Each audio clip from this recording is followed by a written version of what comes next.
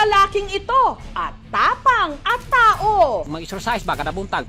Nariyang lumundag-lundag mula sa taas ng puno papunta sa kabilang puno nang walang suot na harness. Lakas loob din niyang inakyat ang puno ng nyog nang nakatiwarik. Pertigyong lisura labi naglubi nga pertigyong taasa pertipang hanlas. At pagdating niya sa gitna, abay nag-curl up pa. Lakas! At kung kaya niya itong gawing paakyat, yakang-yaka rin pababa. Partida! May hawak at kagat-kagat pang buko yan! Dahil sa kanyang buwis buhay stunts, palambi-lambitin at patalon-talon sa puno.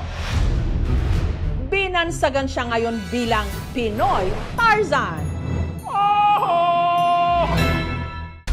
Ang ating Pinoy Tarzan, taga Tanhay City sa Negros Oriental. Ang 33 anyos na si Boy Insoy. Kaya naanda dagog sa kaglubi ma'am. Patawarik ma'am. Kunang gibuhat at layat tikas punuan. Naog kapag tuwad. Ano yung pinakahirapan kayo? Yung magbaba ng niyog ma'am na mayroong hawak na niyog nga bibiyakin ko sa puno ng niyog. Salamat po nila nga ni Palos na sa kuha nga. Kaila pala sa kuha po. Kaya pala hindi man lang siya pinagpapawisan sa tuwing aakyat ng puno dahil ito raw talaga ang kanyang hanap buhay. Gituduan ako siya panginabuhi nga pinobre. Karon kami mabuhi ning kalibutan na karon. Si Anyos, nagtatrabaho na ko sama yung papa ko. O tabang ko niya labi manuhulam og saka og lubi.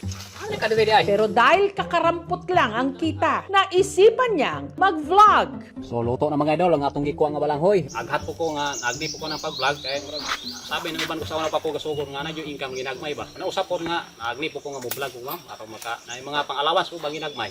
Ang una niyang naging content, buhay sa bukid. Tama mo reklamo, trabaho. Kuya. Hanggang napansin niyang mataas ang engagement ng kanyang videos sa tuwing nagpapakitang gilas siya sa kanyang buwis buhay stunts. Ako dol padayon nang indahayog nang hinaot lamang namasin nga mutanaw kan. Yung tumatalon ako, ayabot siya views nga 17 million. Kaya kinarir na niya ang pag-akyat manaog sa mga puno. Mga bata, wag na wag siyang gagayahin dahil napakadelikado. Di ana puta mulay tabutaning pertigyong taasa. Ang nagsisilbing cheerleader ni Pinoy Tarzan, ang Jane ng kanyang buhay, ang misis niyang si Aiza.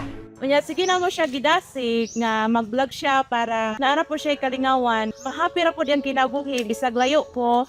Habang ang kanya namang cameraman, ang 15 anyos niyang anak na si Cham. Noong una na ay one month, alam bago kami ba? Karon wala na ko nadok niya. Ay sige na may kuyo mag-video wing doa. Maraming nagsasabi na delikado para sa pamilya namin kasi yung tumatalon-talon siya sa puno at saka yung patiwarik na pababa sa niyog, pag bumagsak, ulo talaga palaging mag-iingat.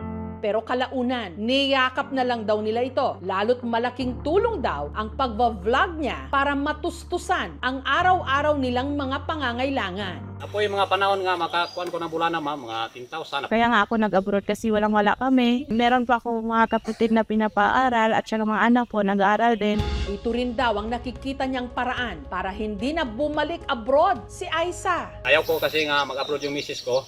Kasi mamimiss ko siya. Mag-practice og bag-ensayo na sagta. Kaya diri sa bukidol, trabaho na mo dre, perting pagkabugata. Pero sa kabila ng kanyang mga pagpapakitang gilas, merong mga pumupuna na peke ang mga ito. Di yan totoo. Ano bang harness yan? Mayroong nagsabi sa akin nga mga edit yung mga video ko. Pero sa tinod na akong game mo yun. Kaya si Boy Tarzan handang patunayan na siya'y legit. So mayroon ako ipakita sa inyo nga tumatayod ako sa lumalakad ako sa alambre. Nito lang Biyernes, nagtipon-tipon ang kanyang mga kabarangay para panoorin si Boy Tarzan na tumawid sa kable. Bibitinin muna namin kayo dahil ang mas makapigil hininga niyang tricks, ipapakita na ni Pinoy Tarzan sa aming pagbabalik. Ay, Diyos ko na Lalaki sa Tanhay City sa Negros Oriental, buwis buhay na umaakyat, lumulundag, at nagpapalipat-lipat pa sa mga puno ala Tarzan. Kaya naanad ako sa kagrupi, ma'am, unang gibuhat, layat, ikas punuan, naog kapag tuwad. Pero hindi lahat ng nakapanood ng kanyang video kumbinsido. Meron nagsabi sa akin nga mga edit yung mga video ko, pero sa tinod na akong game mo, Diyos. Kaya para patunayan daw na mali ang mga basher nitong Biyernes, nagtipon-tipon ang mga kapitbahay ni Boy para panoorin si Boy Tarzan na tumawid sa kable. Ya, dito malaman ninyo kung totoo ba kung hindi, kung mayroon ba kong tali o ano, mayroon ba kong hinawakan. Tingnan mo na. Si Boy Insoy pumuwesto na sa dulo ng manipis na kableng may habang nasa 15 feet. Susubukan niya munang tumawid ng paatras. Kuyawan ni. At nang akma na siyang hahakbang, bigla siyang gumewang-gewang. Ay, Diyos ko. Ay, kuyawan, ginakuloy. Ops! Grabe ha. Di matabag. Ay, Diyos ko na. Ito ang hirap kasi mag-atras ka na maglakad. Sa pangalawang pagkakataon, muli siyang tumawid.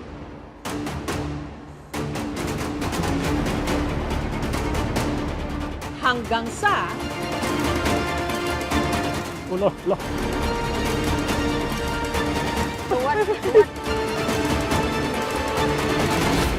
ligtas siyang nakatawid sa kabilang dulo ng walangang harness. Grabe ha. Mission accomplished ka, Boy Insoy. Grabe, talentado yung pagkaklase sa tao. Meron tayong tinatawag na kinetic chain. Yung puwersang nagagawa ng mga paa niya, inaakyat papunta sa kanyang core, papunta sa kanyang kamay, kaya nakakabaniobra siya ng iba't ibang paraan. It's better if you're doing that. May safety net sa ilalim. Or do it in a mas mababang puno, no? Para kung bumagsak ka man, hindi ka mabalian o loss of life. Marami tayong mga nakitang content creators na ito na talaga yung naging pangkabuhayan nila. Siguro nakita kasi nila na kayang magkaroon ng traction eh. Kaya nandun yung how far will you go? Pag nilang isaalang-alang yung kanilang health, na baka maaksidente sila. Hindi ako magawa ng mga delikado nga mga buhat, aron mag-viral ra. Ako rin malingaw ko sa trabaho. Siguro, ang nakapareho mo namin ni Tarzan, yung misis ko, yung sa pamilya ko, protektahan ko, kutob sa akong mahimo. Kung tutuusin, lahat tayo araw-araw tumutulay sa sarili nating mga alambre. Halos bumibitin din pati warik para lang kumita. Sa sipag at diskarte, hindi tayo matitinag. Pero mas maganda pa rin sana kung hindi natin kailangan pang magpakita ng superpowers katulad ni Boy Tarzan. Para lang maitawid at isugal pa araw-araw ang ating buhay.